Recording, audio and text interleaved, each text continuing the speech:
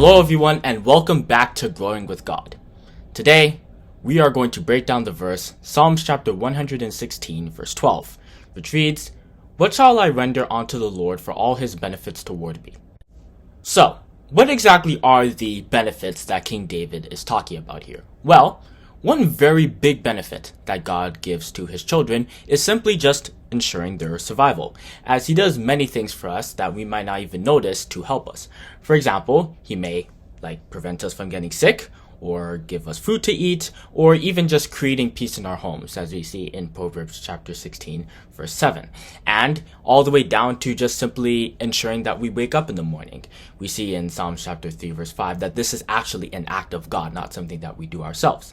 Thus, King David, who understood the profound impact that God had on his life, said in Psalms chapter 103 verses 2 to 5, "Bless the Lord, O my soul, and forget not all his benefits, who forgiveth all thine iniquities, who healeth thy diseases, who redeemeth thy life from destruction, who crowneth thee with loving kindness and tender mercies, who satisfieth the mouth with good things, so that thy youth is renewed like the eagles." So, God does many things in our lives to make sure that they are sustained.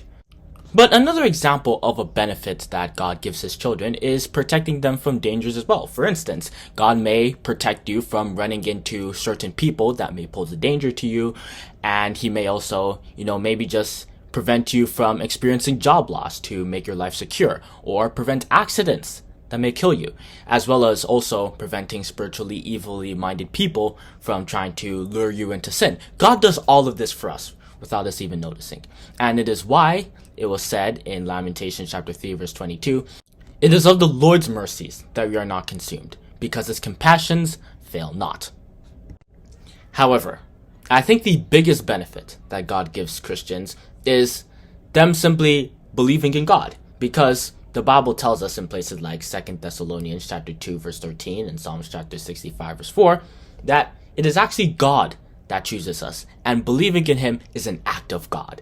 The Psalms verse says, "Blessed is the man whom thou choosest, and causest to approach unto thee, that he may dwell in thy courts." So, if we see this kind of thing happening to us, we should be thankful to God for that. Now, God, as we can clearly see, has done lots of things for us. So thus, as that Psalms chapter 116 verse 12 verse says, we are expected to render something to God in return. We see that this is actually what God deserves in places like Psalms chapter 96 verse 8, which reads, "Give unto the Lord the glory due unto his name, bring an offering, and come into his courts." So, what exactly does God want us to render back to him? Well, one thing that God would like us to render is simply praise and acknowledgement for having done what he did to us in our lives. Now, I should also mention that in this context, praise and acknowledgement doesn't exactly refer to, you plugging a microphone into a speaker and telling everybody on the street how great God is. Instead, it refers to simply just speaking about God in a positive manner to others and giving credit to God for the achievements that you have achieved in your life. Then, on top of this, God also expects us to keep his commandments out of gratitude as well. And we are advised to do this in Leviticus chapter 22, verse 31. Now, these commandments go from the simple 10 commandments that we see in Exodus chapter 20, all the way down to the kind of lifestyle that we Christians are advised to live. All this is a part of following God's commandments. This way of life was briefly described in Micah chapter 6, verse 8. And this verse reads, "He hath shewed thee, O man, what is good. And what doth the Lord require of thee? But to do justly, and to love mercy, and to walk humbly with thy God." So, if we believe that God has done all these things for us, then this is what we must give to God in return. And this is how we present ourselves as living sacrifices, as we're advised to do in Romans chapter 12, verse 1. And when we do this, we are rendering back to God for all his benefits. Anyway, this is where I can stop on breaking down Psalms chapter 116 verse 12, which reads, "What shall I render unto the Lord for all his benefits towards me?"